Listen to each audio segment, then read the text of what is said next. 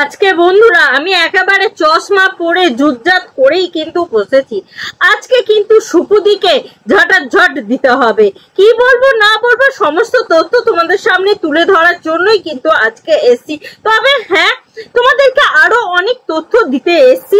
তার আগে ইন্ট্রোটা দিয়ে নি। হ্যালো বন্ধুরা, তোমরা সকলে কেমন আছো বলো? আশা করি প্রত্যেকে ভীষণ ভালো রয়েছো। আজকে আমি আবার চলে এসেছি নতুন একটা টপিকের উপরে, নতুন একটা ভিডিও নিয়ে। অবশ্যই বন্ধুরা তোমাদের আজকের এই ভিডিওটি ভালো লাগবে। ভালো লাগলে একটা করে লাইক করবে, শেয়ার করবে, কমেন্ট করবে, আর প্রচুর পরিমাণে সাবস্ক্রাইব করে নেবে আমার এই ছোট্ট চ্যানেলটিকে।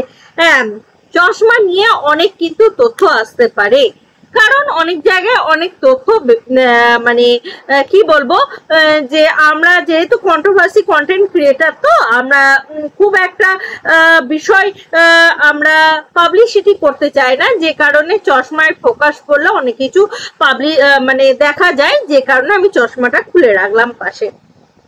তো চলো আমি আজকে মেন টপিকে চলে আসি, মেন কথায় চলে আসি। হ্যাঁ রে, মারিয়া আর অনুপম নতুন বিয়ে হয়েছে। তারা কোথায় শোবে, কিভাবে শোবে, কি করে শোবে, কে শোবে, তাদের মাঝে কেউ থাকবে কি থাকবে না, কে কার গায়ে পা দিয়ে শোবে, কে কি রকম পোজে শোবে, কে কি পেতে শোবে, এত কিছু কি তোকে বলে শোবে সুপু? হ্যাঁ, একটা লজ্জাবোধ নেই? একটা লজ্জাবোধ নেই? যেসব নারীরা একটা স্বামী স্ত্রী কিভাবে শোবে, একটা ঘর দরজা বন্ধ করে ঘুমাচ্ছে, সেই বন্ধ দরজায় তারা কিভাবে শোবে, কোথায় শোবে, কি করে শুচ্ছে, কি কারণে কোথায় শুচ্ছে, সেখানেও যদি নাক গলাস, কান গলাস, চোখ গলাস, সবচেয়ে বড় কথা চোখ গলাস, তাহলে আর যাই হোক না কেন, কেউ তোকে ভদ্র সমাজ থেকে বিলং করিস সেটা কিন্তু ধরবে না, কখনোই ধরবে না। কারণটা কি জানিস?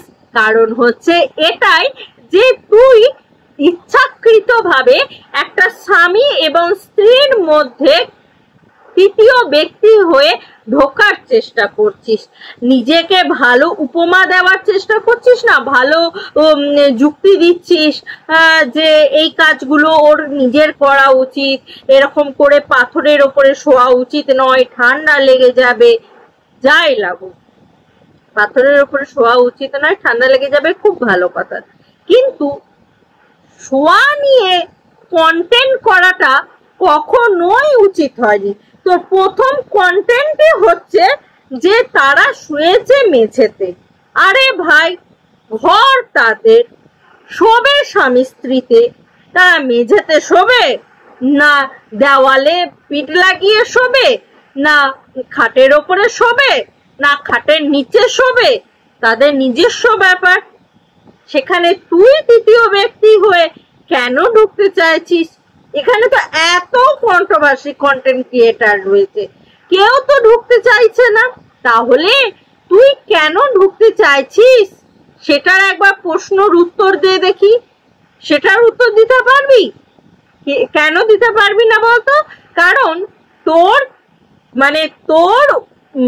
মানে ব্যাপারটাই হচ্ছে এইরকম, স্বামী স্ত্রীর মধ্যে ঢোকা, সে যে কেউ হোক না কেন, সেটা তোর বোন হোক, দিদি হোক, বন্ধু হোক, যাই হোক না কেন, স্বামী স্ত্রীর মধ্যে এন্ট্রি করা, এটা হচ্ছে তোর প্রবলেম। আর এই প্রবলেমের জন্য তুই কিন্তু বারবার আঘাত পাস, আর বারবার ফ্যাচর করিস যে আমি আর কন্ট্রোভার্সি করব না, তুই দ্বিতীয় দিন আবার চলে আসিস কন্ট্রোভার্সি করতে। লজ্জা হওয়া দরকার, যার এই ওয়েতেও শিক্ষা হয় না, তার লজ্জা হওয়া দরকার। তো বন্ধুরা, যে মানুষরা একটা মানে এইভাবে মানুষের মধ্যে ঢুকতে চায়, স্বামী স্ত্রীর মধ্যে ঢুকতে চায়, তারা আর যাই হোক না কেন কখনোই কিন্তু ভালো হতে পারে না। আর যাই হোক না কেন কখনোই ভালো হতে পারে না, এটা আমার দৃষ্টিভঙ্গিতে বলে। এবার বন্ধুরা, তোমাদের কি মতামত অবশ্যই কমেন্ট বক্সে জানিয়ে যেতে কেউ ভুলবে না। আজকের মতন আসি বন্ধুরা, আবার দেখা হবে তোমাদের সাথে নতুন একটা ভিডিওর সাথে, নতুন একটা জোশের সাথে। আজকের মতন আসি, আবার দেখা হবে নতুন একটা ভিডিওর সাথে, নতুন একটা জোশের সাথে। ততক্ষণের জন্য টাটা।